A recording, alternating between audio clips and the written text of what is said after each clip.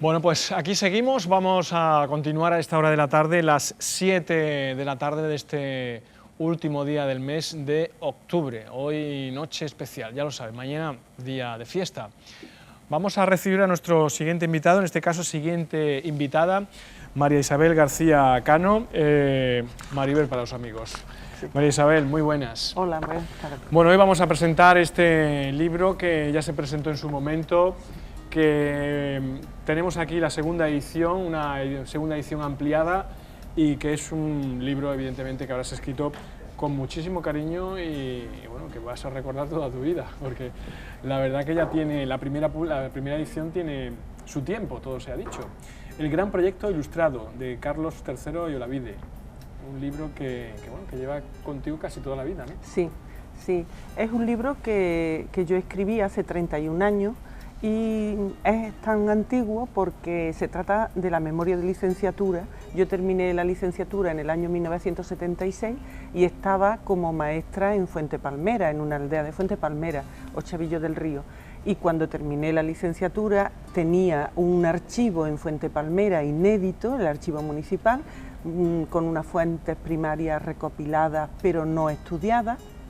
Entonces yo antes de terminar ya sabía cuál iba a ser el tema de mi memoria. Entonces me puse a sacar todos los datos y finalmente en el año 82 se publicó, una vez que yo leí la memoria de licenciatura en el año 78 y en el año 82 salió la publicación. Es decir, un libro que recoge pues gran parte de tu vida, gran parte de ese proyecto y, bueno, y que también pues viene a enriquecernos, ¿no? Porque contiene una información que es bueno saberla, ¿no? Sí, sí. Bueno, es que este libro vino un poco a que todos los habitantes de Fuente Palmera reconocieran quiénes eran sus antepasados, de dónde procedían. El gran proyecto ilustrado de Carlos III y Olavide realmente fue una novedad extraordinaria y una experiencia que lógicamente no tuvo el éxito que se esperaba porque realmente era revolucionaria. Se pretendía en el siglo XVIII acabar con el antiguo régimen, en el aspecto económico, en el aspecto social, en todos los aspectos, y entonces realmente se llevó a cabo, pero no una vez que se terminó en el año 1835 el periodo de vigencia que se habían propuesto los ilustrados, estos pueblos pasaron a ser poblaciones normales y de régimen ordinario. Sin embargo, tienen todavía una impronta de la colonización. Se ve, bueno, lógicamente en los apellidos de todas las personas de allí, en la distribución de la tierra, en las demarcaciones y en el propio sentimiento de colonos que tienen todavía los habitantes. Es decir, hablamos de Fuente Palmera y alrededores, sí, ¿no? Sí, ¿De qué municipios podemos hablar? Sí, aquí había un desierto demográfico muy grande. No había nada en esta parte de Córdoba.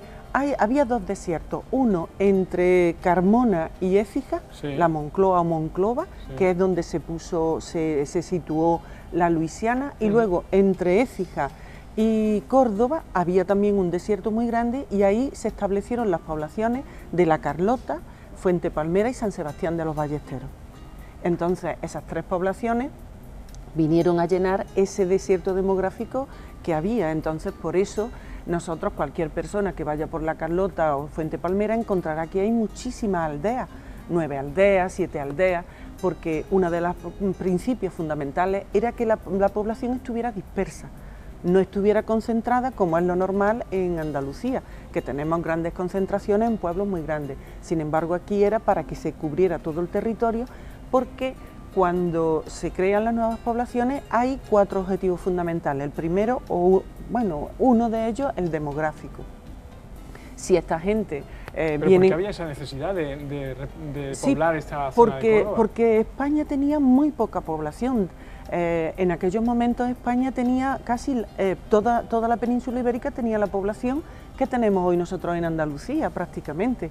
Entonces habían pasado muchas pestes, en ese mismo momento que se van a colonizar estos lugares se habían expulsado a 5.000 jesuitas, entonces no había manera, de un modo natural no se iba a repoblar España. Tampoco hablamos de mucho tiempo. Estamos hablando de 1767. Sí, bueno, es tiempo, sí, sí. Es cierto, es tiempo, ¿no? Pero ya desde el siglo XVII se venía arrastrando esa decadencia demográfica. Pero es que además si estos territorios que estaban absolutamente llenos de monte se poblaban, la gente que los habitara iban a trabajar la tierra, los iban a desmontar, los iban a poner en cultivo, y entonces ese era uno de todos los ilustrados lo que querían era aumentar el desarrollo económico del país, y esta era una vía. El libro recoge nombres y apellidos. Sí, sí, sí. Ahí consta la primera relación de colonos que se hizo en el año 1771, y todos eran extranjeros porque el fuero de población que se hace, ahí se dice que todas las personas que tienen que venir tienen que ser labradores, católicos, y además no podían ser naturales del país, porque si eran naturales del país se despoblaban unos lugares para poblar otros.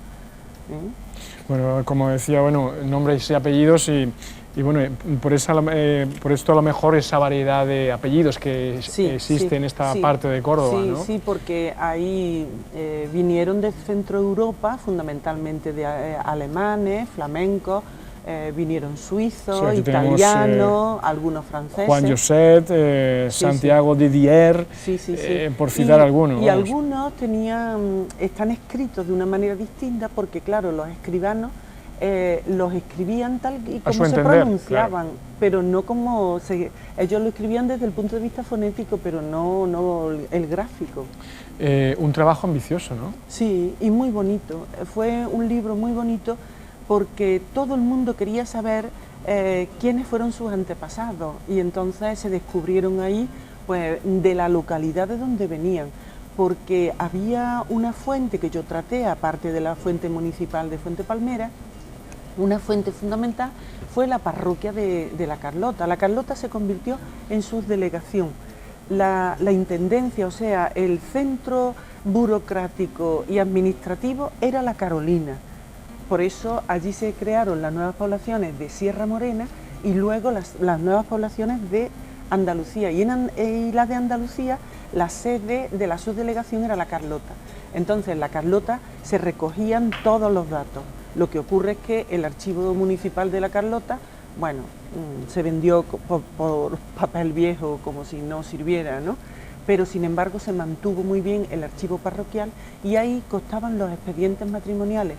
Cuando dos colonos se querían casar, tenían que venir unos testigos a decir que toda su familia eran católicos, etcétera, etcétera. Y entonces el dato curioso es, ahí decían, pues nosotros procedemos de tal lugar, vinimos, y a partir de esos datos, de manera que parecen anecdóticos, se sacan muchísimos datos para completar lagunas. Por ejemplo, en la primera relación, cuando llegan los colonos, se ponía extranjero, extranjero, extranjero, pero no decía su procedencia. Claro. Los expedientes matrimoniales, uno a uno, fueron dándome a mí la pista de dónde venía cada uno.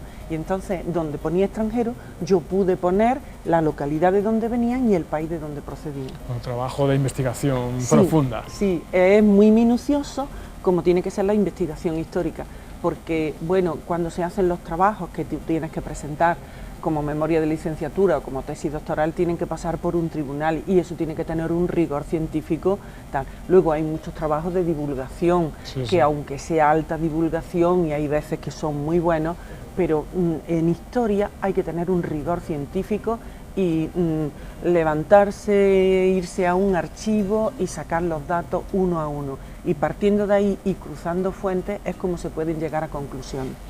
Maribel, ha salido la segunda edición unos cuantos de años después, pero ha salido una segunda edición ampliada. ¿Qué incluye esta segunda edición? ¿Y por qué había que sacar una segunda edición y ampliada? Pues bueno, este libro tengo que decir que, independientemente de que pasó el trámite de la facultad, que bueno, un tribunal la juzgó muy bien, dio sobresaliente por unanimidad con opción a premio, y este libro, junto con el de San Sebastián de los Ballesteros, que hizo mi compañero Rafael Vázquez Lesmes, los dos estaban dirigidos por el profesor de Bernardo en la Facultad de Córdoba, pues vinieron a llenar un vacío historiográfico muy bueno, porque se conocían todas las cosas, todos los aspectos generales de las nuevas poblaciones, el fuero, las pretensiones de Carlos III, lo que pretendían todos los ilustrados que estaban alrededor de Carlos III, pero no se sabía la realidad, cómo se llevó a cabo, cómo vivieron, qué dificultades tuvieron. Y entonces, tanto el trabajo de San Sebastián de los Ballesteros como este mío, pues pusieron un poco, llenaron ese vacío, porque pusieron un poco la tilde en donde hubo problemas, de qué manera se llevaron a cabo. Podíamos decir que el fuero era el deber ser, pero luego estos trabajos son el ser, lo que pasó realmente. Entonces fueron muy bien acogidos desde el punto de vista intelectual por todos los estudiosos del tema, desde ese punto de vista, pero también fueron muy acogidos por todos los colonos.